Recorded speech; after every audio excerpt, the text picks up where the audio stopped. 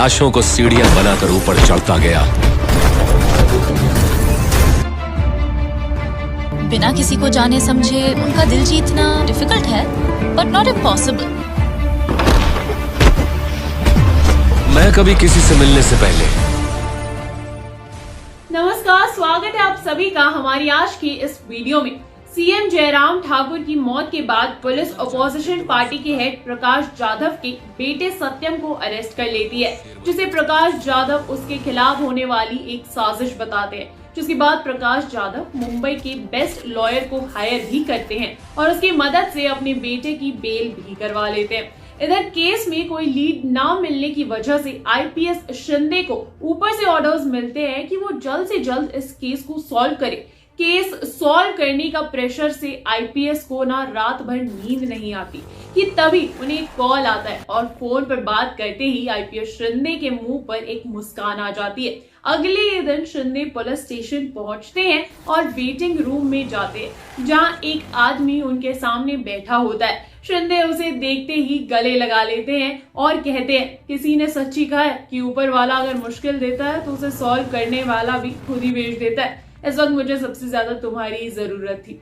Mumbai police की शान Siddharth Shukla the Saho मुस्कुरा कर कहता है, बैंगलोर में था जब इस केस के बारे में सुना, फिर सोचा चले दिखाया जाए कि ये केस आखिर पहुंचा कहां तक। शिंदे साहो को केस की पूरी जानकारी देता है, जिसके बाद साहो खुद भी सीएम जयराम ठाकुर का बैकग्राउंड चेक करता है और उसे पता चलता है कि जयराम ठाकुर की पॉलिटिकल करियर में उनका सबसे बड़ा दुश्मन प्रकाश जाधव ही रहा है। वो ऑफिसर्स को मीटिंग रूम में बुलाता है और उनसे कहता है, ये केस कोई डिफिकल्ट केस नहीं है, बस कुछ लोगों ने इसे और ज्यादा उलझा कर रख दिया है। प्रकाश जाधव के बेटे सत्यम को पुलिस ने सीएम जयराम के मर्डरर को मारने के लिए अरेस्ट किया था, लेकिन प्रकाश जाधव ने मीडिया के सामने सिंपैथी गेन करके बड़ी आसानी से अपने बेटे को रिहा करवा लिया। बस हमें भी कुछ ऐसा ही करना होगा। सीएम ठाकुर पॉलिटिक्स का एक बहुत बड़ा नाम है, उनकी मौत का लोगों पर भी ना बहुत बड़ा ही असर पड़ा होगा। ऐसे में अगर हमने सत्यम के खिलाफ अगर एक सबूत भी पेश कर दिया तो वो खुद इस मर्डर के पीछे के मास्टरमाइंड का नाम बता देगा, जिसके बाद साहो के प्लान के अकॉर्डिंग ही पुलिस के कुछ ऑफिसर भेष बदलकर प्रकाश जाधव के घर जाते हैं और जगह जगह पर मिनी कैमरा और माइक्स फिट कर देते हैं। वहीं अगले दिन जब सत्यम को पता चलता है कि साहो नाम का कोई नया ऑफिसर इस केस को सॉल्व करने आया है, तो वो गुस्से में आ जाता है। प्रकाश जाधव के पास जाता है और उनसे कहता है कि मुंबई पुलिस अपने मन का किए जा रही है और हम हाथ पे हाथ धरे बैठे हैं। हाँ, इन लोगों में इतनी हिम्मत कहां से आ गई कि अब ये लोग हमारे पीछे पड़ गए हैं। सालों से आप इनका पेट भरते आ रहे हैं और ये हमें ही काटने दौड़े हैं। तब प्रकाश जाधव उससे कहता है, शांत हो जाओ बच्चे, शांत हो जाओ, बस समय बुरा चल रहा है। वो आईपीएस शिंदे बहुत राजा हरिश्चंद्र बनता है ना, साले को जमीन पर लाना ही होगा, पर शांति से काम लेना होगा। मीडिया और पूरी जनता की नजर फिलहाल हम पर है और इलेक्शंस भी तो सर पर है। ऐसे में अगर ये सच्चाई बाहर आ जाती है कि ठाकुर को हमने मारा है, तो हमारे लिए काफी ज्यादा मुश्किलें पैदा हो सकती है और उसका नुकसान भी हमें ही झेलना पड़ेगा।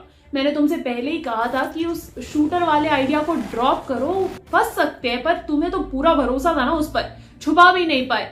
अब मैं ही देखता हूँ कि क्या कर सकते हैं। ये सारी बातें कैमरा में रिकॉर्ड हो जाती है, जिसे साहो अनऑफिशियली वायरल भी कर देता है। सारी जनता गुस्से में आ जाती है और शहर में दंगे होने लगते हैं, जिसके बाद मजबूर होकर कोर्ट को प्रकाश जाधव को अरेस्ट करने के ऑर्डर देने ही पड़ते हैं। और वीडियो की तफ्तीश के बाद ये पता चलता है कि ये वीडियो तो असली थी और प्रकाश जाधव और उसके बेटे को 8 साल की जेल हो जाती है। वहीं साहो को उसके तेज दिमाग के लिए पुलिस द्वारा सम्मानित किया जाता है। यही है यहाँ तक की कहानी, और अगर आप लोगों को ये कहानी पसंद आई हो तो तैयार हो जाइए साहो 2 में कुछ ऐसी ही कहानी देखने के लिए। जी हाँ दोस्तों, साथ ही साथ इस वीडियो को लाइक करें, शेयर करें और हाँ, सब्सक्राइब कीजिए बॉलीवुड स्टूडियोज को। और अगर आप भी हमारे साथ काम करना चाहते हैं तो डिस्क्रिप्शन बॉक्स में जाइए, जॉब लिंक पर क्लिक कीजिए और इस अपॉर्चुनिटी का भरपूर फायदा उठाइए।